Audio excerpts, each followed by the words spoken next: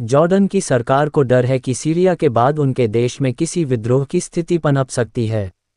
Jordan में सीरियाई और इराकी शरणार्थी हैं। सीरिया ने जॉर्डन को कृषि उत्पाद बेचने से इनकार कर दिया है। ईरान सीरिया का गठबंधन जॉर्डन के लिए चिंता का विषय है।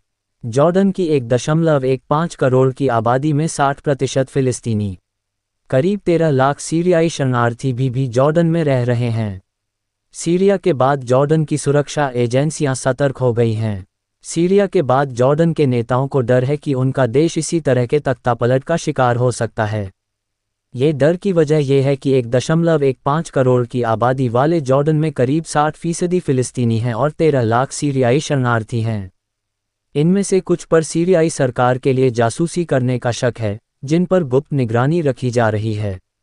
वहीं घरेलू इस्लामिक आंदोलन के लोग भी अपनी नाराजगी दिखाते रहे हैं और ईरान ने भी गुस्सा दिखाया है। इजरायली वेबसाइट वाईनेट ने अपनी रिपोर्ट में ये दावा किया है।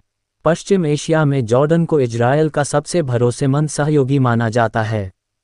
वाईनेट की रिपोर्ट कहती है कि फिलिस्तीनी और सीरियाई लोगों के अलावा 10 लाख इराकी शरणार्थियों ने भी जॉर्डन की सुरक्षा व्यवस्था के लिए चुनौती बढ़ाई है। जॉर्डन के लिए घरेलू के साथ साथ दूसरे देशों से संबंध भी चुनौती बन सकते हैं। जॉर्डन और सीरिया के रिश्तों में असद के समय कड़वाहट देखी गई थी। ईरान भी इजरायल को मदद करने की वजह से जॉर्डन से नाखुश हैं। इसने जॉर्डन की सुरक्षा और खुफिया एजेंसियों को सतर्क कर दिया है। सीरिया से आवाजाही पर बड़ी निगरानी।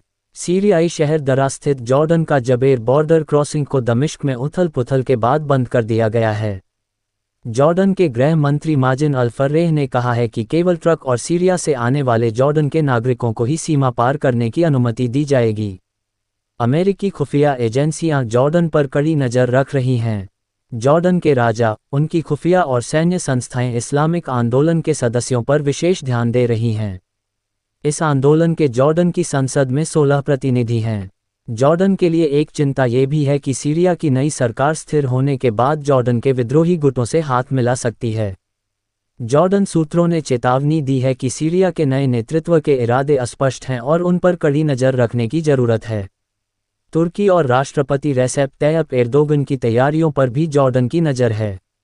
इस बीच सीरिया के कुर्द विद्रोही तुर्की के निशाने पर हैं और ईरान भी एक बड़ा खतरा बना हुआ है। जॉर्डन के सामने कई चुनौतियां। एक्सपर्ट का कहना है कि सीरियाई और इराकी शरणार्थी, ईरान का खतरा, सीरिया की नई सरकार के इरादे, तुर्की की भूमिका और आंतरिक इस्लामिक आंदोलन, ये सभी जॉर्डन